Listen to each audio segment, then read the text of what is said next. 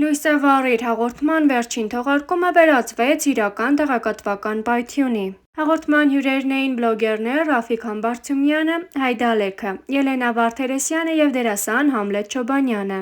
Սակայն այն, ինչ պետք է լիներ կարծիքների փոխանակում, վերածվեց լայնամասշտաբ քննարկումների, քննադատությունների և արդեն բացահայտ հակամարտության։ Մի քանի օր է ամբողջ համացանցը խոսում է հենց այս եթերի մասին։ Դերասաններն ու բլոգերները կարծես բաժանվել են երկու ճամբարի, և շատերի կարծիքով սա պարզապես սկիզբն է մի մեծ ճակերտավոր պատերազմի նրանց միջև։ Բուն սկանդալի պատճառը դարձավ Ռաֆիկ Համբարձումյանի եզրափակիչ խոսքը, որտեղ նա առաջին հայացքից հարգալից տոնով, սակայն բավական կոշտ բովանդակությամբ արձագանքեց Համլետ Չոբանյանի խոսքերին։ Համլետին շատ հարգեցի, սիրեցի, բայց իր խոսքում անընդհատ ասում ա, որ մեր դեմ բան չունի։ Բայց ամբողջ մոնոլոգի ընթացքում վիրավորում ա, էժան կոնտենտ անող դեգրադացված։ Ես չեմ համարում, որ մեր հասարակությունը դեգրադացվում ա, եթե թատրոն չի գնում։ Եթե թատրոն չի գնում, չի նշանակում դեգրադացված ա։ Ուրեմն թատրոնը էդքան հետաքրքիր չի։ Թող փորձեն իրենց մաքսիմումը անեն, մի քիչ ժամանակակից մտածեն։ Գնացողը գնում ա, բայց էդ մասն էլ ցավոք կմահանա։ Այս խոսքերը կայծակի արագությամբ տարածվեցին համացանցում, առաջացնելով բուռն արձագանքներ։ Շատ դերասաններ ու մշակույթի ներկայացուցիչներ Ռաֆոյի հայտարարությունները համարեցին վիրավորական, վտանգավոր և անթույլատրելի, նշելով, որ նման մոտեցումները արժեզրկում են մշակույթն ու թատրոնը։ Միևնույն ժամանակ բլոգերներն ու բազմաթիվ հետևորդներ հակադարձեցին, փորձելով բացատրել նրա խոսքերի էությունը։ Նրանց կարծիքով խոսքը թատրոնի դեմ չէր, այլ այն մասին, որ արվեստը պետք է քայլի ժամանակին համընթաց և չկորցնի կապը հասարակության հետ։ Սոցցանցերում կարելի է տեսնել սուր մեկնաբանություններ, փոխադարձ մեղադրանքներ և նույնիսկ անձնական հարձակումներ։ Ոմանք կանգնել են դերասանների կողքին, պաշտպանելով դասական արվեստը։ Մյուսները բլոգերների, շեշտելով, որ ժամանակները փոխվել են, իսկ կոնտենտի ձևերն էլ նույնքան։ Հայտնի դերասաններ ու բլոգերներ մեկը մյուսի հետևից արտահայտվում են, փորձելով պաշտպանել իրենց դիրքորոշումը կամ հակադարձել հնչած մտքերին։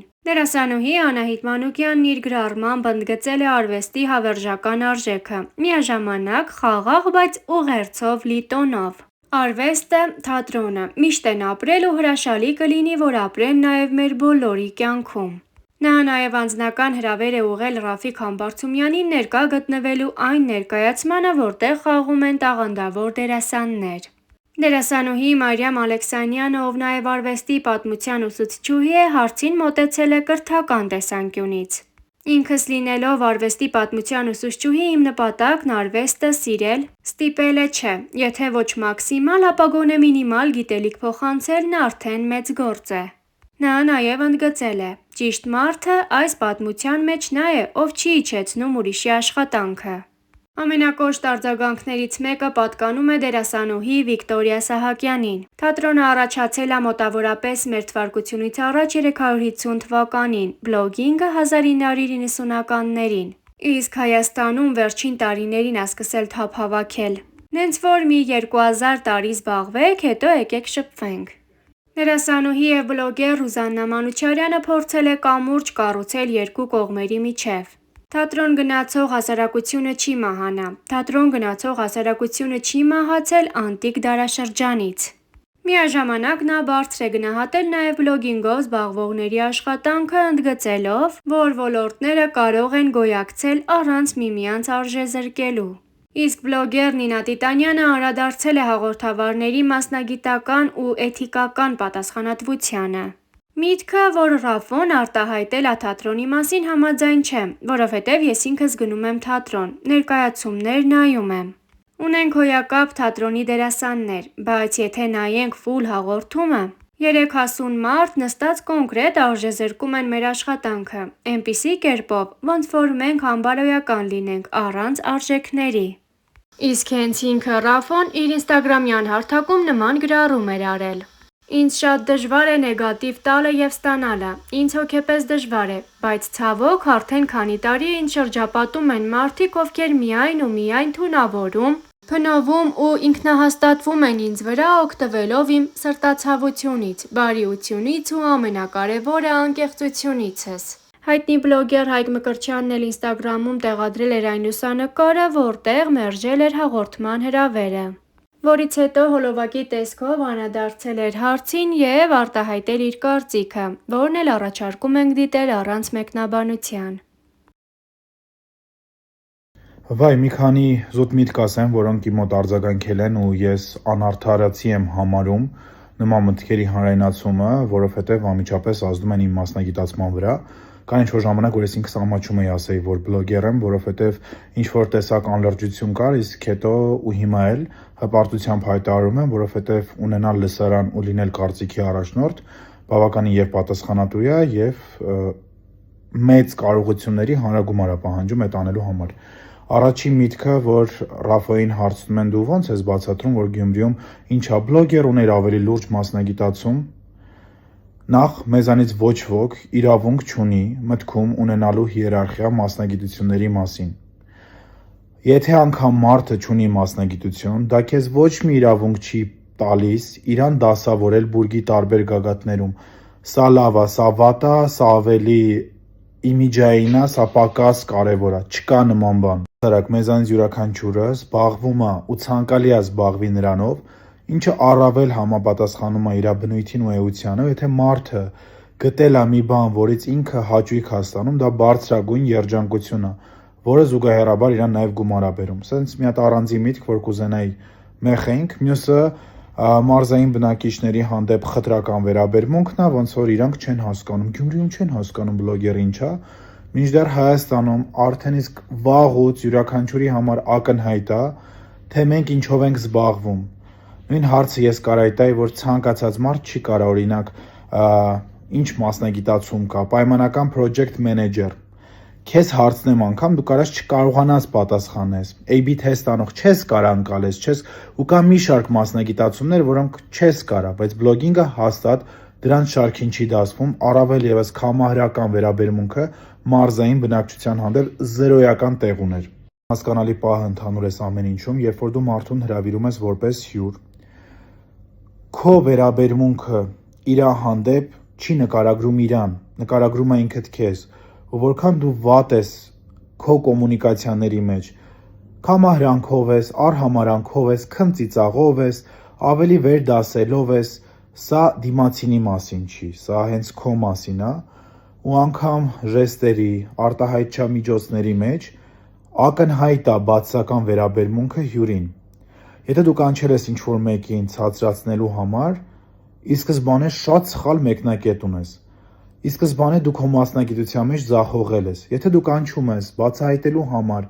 երևույթներ, խոսակցություններ,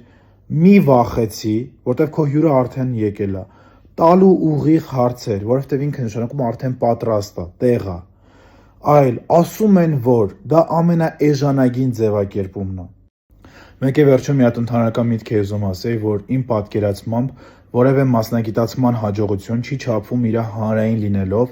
իր պահանջարկով, թե որքան մարդ է ներգրաված, որքան մարդ է ընտրություն կատարում տվյալ ուղղությամբ, այլ չափման միավորը անհատի երջանկության մակարդակն է, ինքնառեալիզացումը տվյալ ընտրության մեջ։ Ու մենք չպետք է սահմանափակենք, որակավորումներ տանք, որպեսզի մարդը ճնշվի իր իսկ ընտրության համար, որովհետև մենք չենք կարող որոշել, թե յուրաքանչյուր ինչով զբաղվի, առավել եւս այս դարում մենք պետքա խրախուսենք անհատականացումը, երբ որ դու ազատ ես քո ընտրության մեջ։ Ուզում ես զբաղվել թատրոնով, դա քո որոշումն է։ Ուզում ես զբաղվել բլոգինգով, դա քո որոշումն է։ Եթե դու երջանիկ ես, եթե դու ինքնաբավ ես քո ընտրության մեջ, մենք չպիտի ստեղծենք կարծրացած ինչ-որ ստանդարտներով միջավայր, որտեղ մարդը անհաշտ կլինի սեփական ընտրության հետ։ Ինքս շարունակում եմ նայել հաղորդումը ու ամենահետաքրքիր պահը, երբ որ ակնառու է հաղորդավարի կողմից սեփական պատասխանատվությունից խուսանավելը եւ յուրաքանչյուր հարցի ձևակերպում սկսելը ասում եմ, որ բառակապակցությամբ։ Բնական է, չէ, որ ինքը ցանկանում է այդ հարցը տալ, բայց իրավունից չի ուզում ու ստեղծում է ինչ-որ մի հատ երրորդական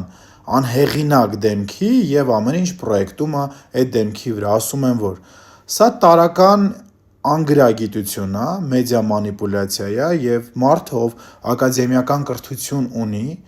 լրագրող որպես նստած լինելով չի կարող իր բոլոր հարցերի ձևակերպումները սկսի այդ տարբերակով, որովհետև ասում եմ, որ արտահայտությունից հետո դու կարող ես ձևակերպել ցանկացած բան, որտեղ ասում են։ Եթե ես լինեի Ռաֆոյի փոխարեն, ես շատ ավելի կոպիտ նույնը կհակադարձեի։ Ասում եմ, որ դուք տգետ եք։ Ես չեմ ասում։ Եզրափակման տեսքով կա վատ գրականություն, միանշանակ։ Արդյոք բոլոր գրքերն են օգտակար։ Իհարկե ոչ։ Կա բառակույտ գրքերի, բազմաթիվ, նույն տրամաբանությամբ։ Կա վատ ֆիլմ, բազմաթիվ են, կան վատ սերիալներ, կա վատ արվեստ, իհարկե կա, որովհետև լինել արվեստում չի ենթադրում, որ դու ապրիորի լավագույնն ես։ Լինել թատրոնում չի նշանակում, որ դու արդեն իսկ մի քանի քայլ առաջ կամ վեր ես։ Նույնիսկ բլոգինգում լինել չի նշանակում լինել վատը կամ լավը, որովհետև սա արտահայտչամիջոցներ են, որի ընտրությունը արդեն դիտողի դաշտում է։ Հասարակությանը կրթելու ֆունկցիան բացարձակ դրված չի անհատի ուսերի վրա։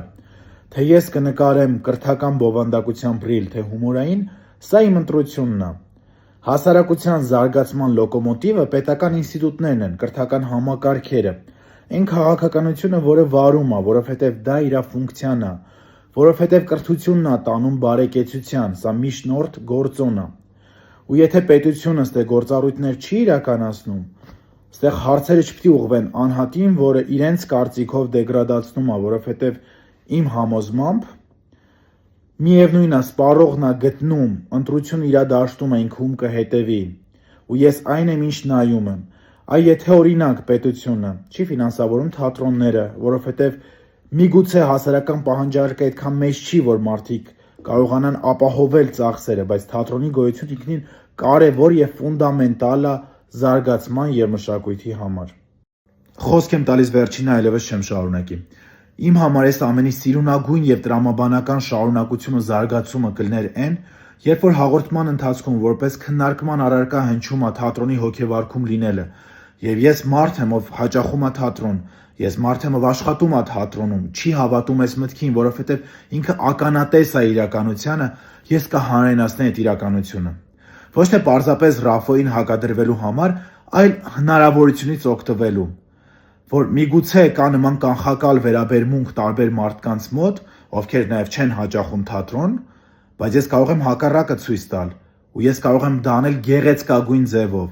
Եթե ես լինեի տարբեր թատրոնների ղեկավար կազմերում, ես ինքս Ռաֆոյին կհրավիրեի թատրոն, կխնդրեի ինքն իր համար գալ ու ներկա լինել, տեսնել ոնց է թատրոնը տրանսֆորմացվում, փոփոխվում, ինչ ճանապարհ է անցնում, ու ինչքան կարևոր է իր գործունեությունը։ Այս ուղղակի միտք տենց